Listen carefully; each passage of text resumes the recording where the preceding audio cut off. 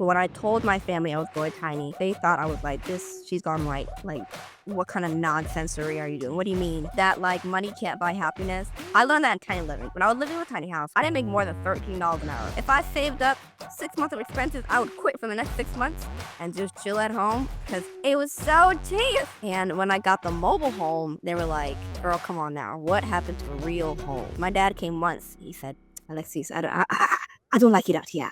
What does it look like to redefine success, comfort, and freedom on your own terms? I'm Mike Riley, and welcome to The Other Route, where we shine the light on Black folks who are taking the road less traveled and rewriting the narrative in their own voice. On today's episode, I'm sitting down with the inspirational Alexis Monkhouse. Alexis is a mother, a creative spirit, and Alexis is also a former tiny home dweller who made the bold decision to live smaller in order to live bigger in every other way. If this is your first time here, make sure you like and subscribe, and also turn on notifications so that way you never miss a story about bold and beautiful Black alternatives. All right, y'all, with no further ado, let's get into it. So I'm Alexis. I used to live in a tiny house for 5 years. It was fantastic. Then recently, about 2 years ago, I also have a toddler. Oh, she's not a toddler anymore. She's 6. I have a child and way too many pets. And so I was like, I don't really feel like this tiny house is it's got a little small. So 2 years ago, while the market was roughly okay, I bought a house out in the country. How many pets do you have, if you don't mind me asking? Now I have 5. Oh, good Lord. How many, what kinds? Where are they variety? Yeah, so I've got 2 dogs, 1 big and one's a toy poodle, so he's like half a person.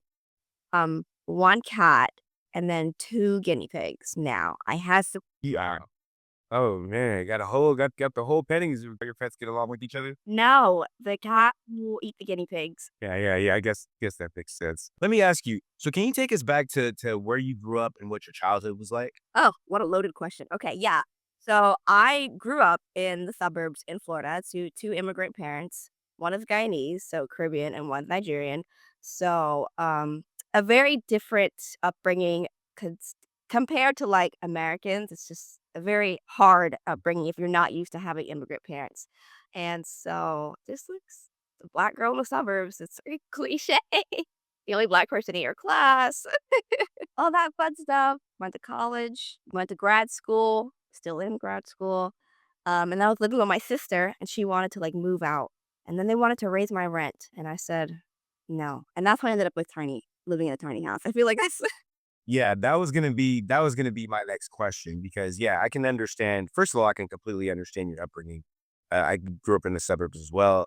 I wasn't the only Black person, but we had a good amount of Black people actually. I grew up in Orange County, in California, not in Florida, so I can only imagine. But I could completely understand where you're coming from. But let me ask you this, because a few years we did film a short, we filmed a short documentary on you and your tiny home lifestyle. So how did you first get introduced to the world of tiny homes? How did you segue from, I understand that you went from the rent was getting too high and then you decided to go into the tiny home lifestyle. How did that even work? How did that even pop up in your head? How did that get on your radar? so actually the funniest thing, I was scrolling Facebook as old people do back in the 2000, I want to say this was, or 2017. And it was like an ad that came up with like 8 things you didn't know you could buy on Amazon, and I was like, "What can't I buy on Amazon?" Or what can I buy on Amazon? And one of them was like a tiny home, and I'm like, "A tiny house? What's that?" And then I went down the rabbit hole, and that's just literally how it happened. Got it. You got it. You were scrolling through Amazon and you saw a tiny home and that's what made you do it? Yeah, pretty much. I was like, "What's cool? What's that?" Because I mean, at the time, it was just me. I had no kids. I had like an I'm an anthropologist by trade, so I'm like, I want to travel anyways. So You're an anthropologist. That's pretty interesting. I'd have to ask you some questions about evolution later. We'll have to have that conversation. So yeah. So, well, what was it about traditional housing that didn't quite resonate? Was it so? I understand like cost was a big factor, but was it the space? Was it or was it something deeper? What made you go down that route? So the biggest thing is suburbs freak me out. They're my personal HE double hockey stick. I don't know if I can say bad words on here. It's just the whole concept of just everything is the same. And oh my god, if I don't, I prefer roaches. So it was never on my radar to. be in the suburbs, normal house, the price is ridiculous, and you're stationed, like, you can't do anything, you know? So before you jumped into this tiny home lifestyle, though, what were your assumptions that you had about that lifestyle versus the one that you were already used to living in, living in the suburbs? And how did your perceptions change when you actually started living in a tiny home? What were the things that were like, okay, well, this is different from what I'm accustomed to? Yeah, so I didn't really have any assumptions because I didn't know about it, and then when I went on YouTube, I mean, I thought it was just okay, this is gonna sound so bad. I was like, "Oh, this is one of those, like, weird white people stuff," right? Because all you see are white people, except for there was one black creator, and that was Miss Bohemian Soul, I believe her name is. She was on HGTV and everything. She was the only black person I saw. She was, like, artsy and cool, and I'm like, "Well, I'm not artsy or cool." I beg to differ. Anyway, I'm sorry. Go ahead. No, but give me the buttons. I was like, maybe this will be like I don't have any thoughts. And then I started having, when you have what's that word? Grandiose ideas about things, like you romanticize it. I'm like, well, my life is gonna be amazing. I'm gonna do all this traveling. It's gonna be super easy because I'm gonna have no stuff. I'm gonna be a minimalist. That was the worst 2 years of my life, but let's not talk about that right now. Um, and then when I got into it, I realized that you can't have the same mindset in an apartment or a normal house as you would in a tiny house. You have to make a lot of sacrifices that I just wasn't prepared for. You were raising a toddler while living in your tiny home. And that sounds nearly impossible to some people. How exactly did you get that far? How did you do it? Lots of tears. No, I'm kidding. I got really lucky in that I was living in a tiny house community at the time. So it was relatively safe. So we spent a lot of time outside, and that's the only way you can do tiny living with a kid stationary, I think, is you have to spend a lot of time outside because if you're indoors all the time, you will go absolutely crazy.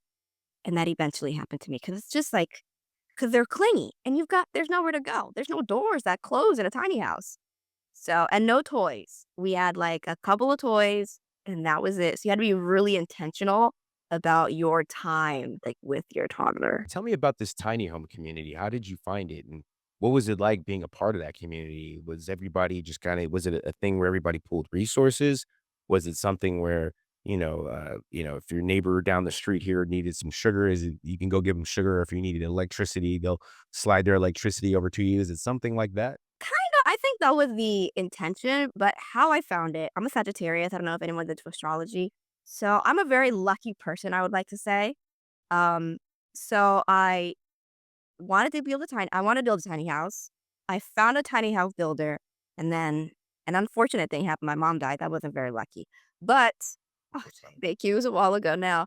But I was fortunate enough to have a parent that had that thought about our future and finances. So I got money out of there, and that's how I was able to afford the tiny house. And then I literally just Googled places to park a tiny house near me, and website came up of this tiny house community that was going to be built. It wasn't built yet, but it would be done by the time our house was done. So I was like, wow, this is just like divine intervention or whatever. So that's how I ended up living there.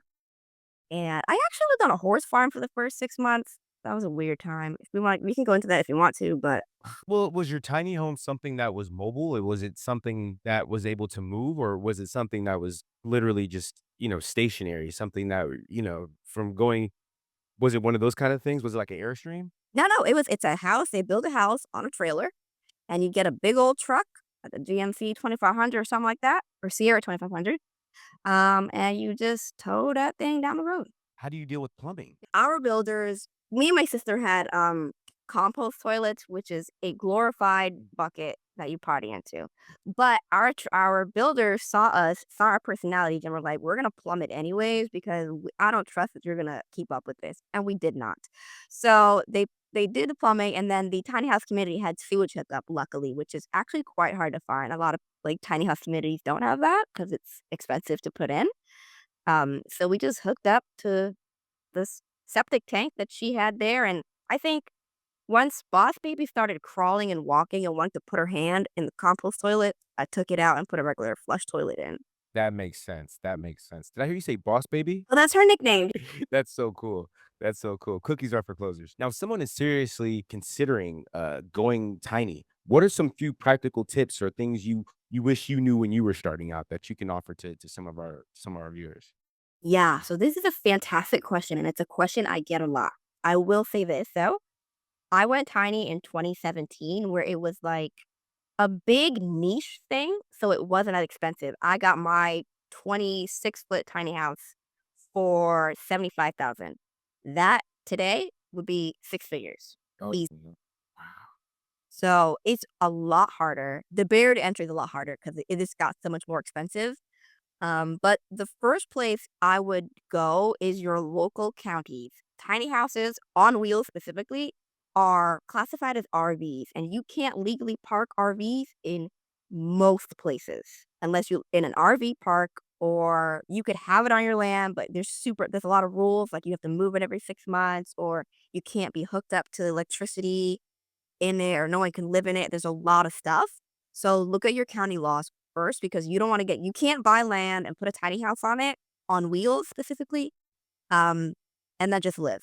That's very few counties and states allow that right off the rip, which confuses. They're like, but I bought my own land. How can they say this? Because a tiny house isn't a home; it's a car, technically, unless you put it on foundation. But then there are a lot of counties that have a minimum square footage, and not most, but a lot of tiny houses are under 400 square feet. But if you have a minimum square footage requirement that's 600, 800 square feet, now you're screwed because you got this house that can't be permitted to be here. So county laws will be your best friend unless you're able to move, and just they don't matter. Is it very difficult to find tiny home communities? There's more now than there were before. But there's a lot of rules and like the prices in California I've seen in some tiny house communities are insane. $1,000 for a lot? You're on That's crack. practically rent. That's what I'm saying. And a lot of people they can't buy their tiny houses outright like some of us or they're not gonna build it. So imagine you have like a mortgage on your tiny house and then they're asking you $1,000 for water. And tiny houses don't even use that much water, sewage, or electricity. I mean, mine is hooked up right now. I had someone living in it a couple months ago, and I think my electricity went up $30. Can you still purchase them on Amazon? Is that still a thing? That was different. So those were kit homes, what they were talking about. Oh, I'm like, yo, that's kind of. I'm still tripping off of that. I'm like, yo, I could just put on Amazon and buy a tiny home. I mean, Lord have mercy. What if I want to return it? Do I have to put it back in the box and take it to Whole Foods? So you can put like homes at Home Depot now too. I don't think they say you can live in them, but Yeah, yeah, that is something else. I find it interesting because I live here in Los Angeles, and we have our of course we have our laws as well, but they're just poorly enforced. Our RV laws and things like that. You'll see entire streets lined up with RVs that have been there for years, where people are living and doing things like that. But anyway, that just made me think about that. But let me ask you this: you've since transitioned out of the tiny home, or out of the tiny house. Can you tell us where you are now and how life compares to that minimalist setup that you did have? yeah. So one of the biggest reasons why I left tiny house living was I was tired of being a minimalist. I think that it was first of all I was pregnant when I decided to go minimalist. That was my first mistake. Can't make decisions when you're pregnant. I literally went to my house, threw everything away. I was like, I'm tired, and I was like 33 weeks. I was huge. It was a problem. So I was tired of being a minimalist. Like, I like stuff, and I don't feel like that's a moral failing, liking stuff. Like, I grew up in a house that, like, my mom made $40,000 to support 6 people. I didn't have hardly nothing. So, like, now I have a job and money and I want stuff. So, that's not the question you asked, but transitioning, was really so I'm now out in the country. There's 300 people in my town. I am positive I'm the only Black person in my entire neighborhood, which I foresaw. That was not a but I wanted land, and I had a specific budget to work into. I'll let you know, my house, 3 bedroom, 2 bath, cost me 179. Um, exactly, good price, but it's a mobile home that's 23 years old, so it's a lot more expensive, but I have more breathing room, and I can buy stuff again, and I can have people over. You can't host in a tiny house, there's nowhere for anybody to sit, and Florida is so hot that, like, we can't sit outside like you can up in the Northeast, like, we can't sit outside and entertain, the mosquitoes, the humidity, the flies. So now I can have friends over, Yeah. random pets I don't need. How has living tiny impacted your mindset around consumerism and ownership and or even success for that fact of the matter? Yeah, so I know that, like, this is a very controversial thing to say, but that, like, money can't buy happiness. I learned that in tiny living because when I was living in a tiny house, I didn't make more than $13 an hour, but my expenses were so low that I could live off of that. I was like, my expenses were $1,300 a month max, which is unheard of. So I didn't need much, and so I found a lot of joy in the small things, and it helped my mental health in the beginning because I realized I didn't really need all that much to be happy, just I needed myself, my sister lived next door, and adventures. Um, but then kids were let me not say that, that's rude. Kids change things. So, that mindset that worked when I was single did not work when I had a kid that wanted stuff, and she's throwing, and she's everywhere, and the pets and the dog hair was everywhere. I was going crazy, and mind you, I only had 4 plates at the time, 4 spoons, 4 cups, because I'm, like, minimalist. Do you know how many times you have to do dishes for you and a toddler when you only have 4 of everything? Oh my golly. Man, Oh, oh man, that sounds like a movie I want to watch. That whole lifestyle, just goodness, and just getting into because you don't think about stuff like that. I also had a friend who was living in an airstream, and then she had a baby, and she had to finally get out of that as well because she said the exact same thing you said. I Because think if you're yeah, oh, sorry. I nope, think if you're sorry. traveling, it's so much easier because your mind isn't on that. Your mind's on something else. It's on the logistics of traveling. You're in a new place. And if you're traveling, you like have outdoor space. Another thing about my community was it was smack dab right next to a concrete factory. Like this is us. This is the concrete factory. I could see it from my window. I don't know if you've ever lived next to a concrete factory. 24/7, loud. And you be sitting outside enjoying the hot Florida sun, plumes of just, like, concrete air on you. It was the worst. For a toddler, like, I was just worried about her lungs and stuff. Yeah, I can only imagine. I used to live next to a Doritos factory, but that's not as awesome as it seemed either. Yeah, yeah, you don't smell like nacho cheese in the air or anything. Let me ask you this: as a black woman, did you feel any pressure or experience any challenges kind of navigating the tiny home lifestyle or the tiny home community or the minimalist lifestyle? Um, so, no, because of 2 main things. One, I went kinda with my sister, who was obviously also Black. So, we were kinda just, like, I lived here, she lived here, so we were just like, together. And 2, people that choose let me back up.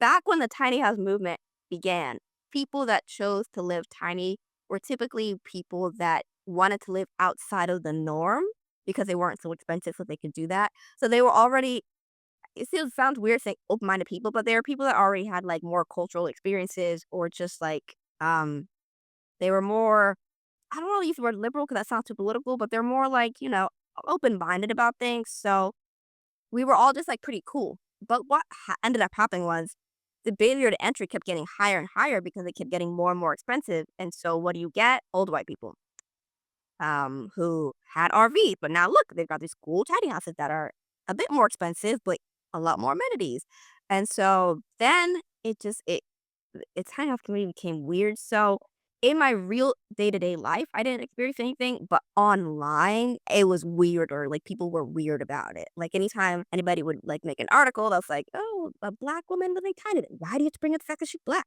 Why do you have to talk about race? Because I'm black." Or me and my sister did a tiny home video with Tiny House Big Living. That channel, and it were millions and millions of views. The comments, some were really nice. The rest, I think someone said that we were living in a shack. I said, "Shack?" I was like, "What are you talking about right now?" It was they were so weird, but, don't bother me, they pay my bills. I don't Right, exactly, exactly. Yeah, yeah, and everybody knows the internet is the place where this type of stuff is able to fester, unfortunately. With that being said, what would you say are the biggest pros and cons of your current lifestyle compared to your tiny house days? Pros, really just the space and the comfort that comes with that. When I lived tiny, I had to have a one in, one out rule. So if I brought something into the house, something else had to go because there's just no space and clutter because you can't not have stuff. Um, So kind of that aspect, I just have a lot more freedom in what I want to do with my life, and a real, not a real Christmas tree, but like a big Christmas tree again. Hello, everybody, clap for me. I got my 8-foot Christmas tree back, not these teeny tiny 4-foot ones. Oh God, that was driving me crazy. I'm so sorry. That was not unnecessary. If Christmas is your thing, I can understand that. Trust me. And so just that and land really. I really wanted land for my daughter and for us. Cons would definitely be the price. So expensive. Before if I didn't like my job, I'd quit. Like I was a serial quitter. If I saved up 6 months of expenses, I would quit for the next 6 months and just chill at home because it was so cheap. I can't do that now. I have a mortgage. So I gotta stay in my comfy job. So that's a bit scary because it's just me. I'm a single mom. I have, like, support in that her dad can physically take her, like, she's there with him now, but I don't have financial support, so it's all on me. So that's stressful. Yeah, yeah. And speaking of that, and if you're comfortable sharing, how do your current living expenses stack up against the cost of living in your tiny house? Is there a huge fundamental difference? Tiny house when I live in a tiny house, the expensive was $1,300. I'm at 3,000 now minimum. That's if I don't overgo on groceries, and that's not even because everything went up. Like, my grocery bill went up a little bit, but not much just because I mean, Uh, how to say this? My mother was like from Guyana, so we've always cooked whole foods. We've always cooked with just like vegetables, rice, potatoes. So like that went up a little bit, but not so much that I'm seeing a drastic change in my groceries like some other people are. But it's really a mortgage. My mortgage now is what my tiny house, what my whole month expenses used to be. Luckily, everybody, I'm on a well and septic, so I don't have to pay water or sewage. That's the key to living. And electricity obviously has gone up because I have a whole house now and not a tiny Yeah, house. yeah, absolutely, Yeah, absolutely. so Well, you are hustling hard. You're an inspiration to us all. And speaking of that, speaking of being an inspiration and all that kind of cool stuff, what kind of reactions have you gotten from your friends and family about your housing choices over the years? Has anyone followed your lead? Has anyone been inspired by your journey? Can you touch a little bit on that? that is a fantastic question. So I don't know if your listeners have hung out around much Caribbean people, but when I told my family I was going tiny, they thought they already think I'm too Americanized. They thought I was like, "This she's gone white." Like, "What kind of nonsensory are you doing? What do you mean?" So, if you do square footage wise without including my 2 lofts, it comes out to, like, I think, like, 200 or 300 square feet, living space. If you add the lofts, because I had a really big loft and I had 2 of them, it came up to, like, 400 square feet. And you hear that, and they're like, "Nonsensory, girl." That was so not that they weren't supportive, but they definitely did not think I'd last in it. And then when I got pregnant, they were like, "So when are you moving?" And I'm like, I'm not moving. I'm gonna live in the tiny house with my baby." Like, so yeah, they just thought I was nonsensical. And when I got the mobile home, they were like, "Girl, come on now. What happened to real homes? Like, you ain't got no sense. Like, come on now." So it's not that they're not supportive. They just definitely are like, "Girl, nobody comes to my house." And my family's from the city. They're not coming out to the country. Nobody comes. They refuse. My dad came once. He said, "Alexis, I don't like it out here." So that was the last time he came to my house. They hate it. Oh yeah, that's that. Yeah, yeah. More power to you. So, did anybody come visit you in your tiny home? Uh, my dad came once when the baby came, and my brother came once when the baby came, but he lives in Georgia, so I won't hold it against him. That's it. But my sisters, obviously, we used to hang out a lot together. And then my friends came a couple of times, yeah, but for the most part, it was just me and the baby, and now it's just me out here by myself. That sounds so sad when I say it. It is No. sad. Do you ever see yourself going back to a tiny home or something similar to that, like a van life or off-grid living or anything like that? Do you yourself ever going back to minimalist living? Yeah, so not as small as my tiny house on wheels, that's for sure. When I moved out here, I thought that I was going to want to get a van and travel with my daughter. But then inflation happened, so that ain't happening. And I got way too many pets. That's my first mistake. They're just so darn cute. I couldn't help it. But you're kind of you're kind of stuck with them now. I can't do too much, but I love them. But my house right now is 1,100 square feet, and I do not want to go any bigger than this. I'd prefer 900 square feet. So My next house, if I get to build it, will be off grid, 900 square feet. That's my goal. But never not as small as 400 square feet again, because I hopefully will have a partner in the future. And I've lived tiny with a partner once, and that wasn't fun at all. It's awful, even when you like them. Nowhere to go. They're just there breathing on you all the time, and then they cook and they don't clean it up. Now the whole house looks like a mess because you're in a tiny house. So it's just I completely get it. I understand. I lived in studios, which is pretty much like tiny home living, especially in LA. You know what I mean? It's almost the equivalent, only you just connected to a whole bunch of other tiny homes. So I get it. I completely understand. I've been there. So I would like to point out, people that live in a studio or they do dorm housing, they're like, "Oh, I could live tiny, it'll be easy," because, like, it's the same thing, same square footage. But when you're in a square, it feels very different than when you only have 8.5 feet as the width of your home. So that's something to consider when people, because it's longer, but you're literally it's just this. You gotta find special furniture to go in there unless you get a dorm-sized couch, which I had to get. Terrible, terrible things. Um Special challenges when it comes to finding, like, someone to help with plumbing if the plumbing goes bad. My split unit went, you have to get specialized people to do this because most people, they're not gonna know because it's not the same size as a house. So, that is definitely something to think about. if somebody who is thinking about going the minimalist route, by going the tiny home route, by cutting down, maybe they're, not in quite of the same situation. Maybe they are by themselves alone. They don't have the extra concern or the extra responsibility of having a child or anything like that to have to worry about. Would you recommend the minimalist living lifestyle like you did for a couple of years? Sounds like you said going on adventures. Sounds like you had quite the adventure. It was really fun. Um, so, my answer for that definitely has changed from back then, I would say, like, absolutely hands down, just go do it right now, it's super fun, it's the best. Now I would say it wholeheartedly depends on what you are looking to get out of it because it's not as easily accessible as it used to be. Because I mean, most people that I've known that gone tiny, they're out in 2, 3 years. They don't even last but now you've got this big giant debt and selling a tiny house is extremely difficult. It takes months, and I haven't sold mine. I still have mine because it's paid off. That's not going nowhere. But I had a neighbor who sold hers, and she was like, it was like a full-time job. You just have to go and go and go and go. It's a lot because they can't. Nobody can afford them, and their specialty. And you're not going to get return on investment. It's not like a house. That time is gone, so you're gonna get pretty much what you paid for it. Um, but so it really just depends on what you want to do, but I would advocate to go any cheaper route if you can, unless you're just renting a tiny house in a community and you're not, like, having to go buy it.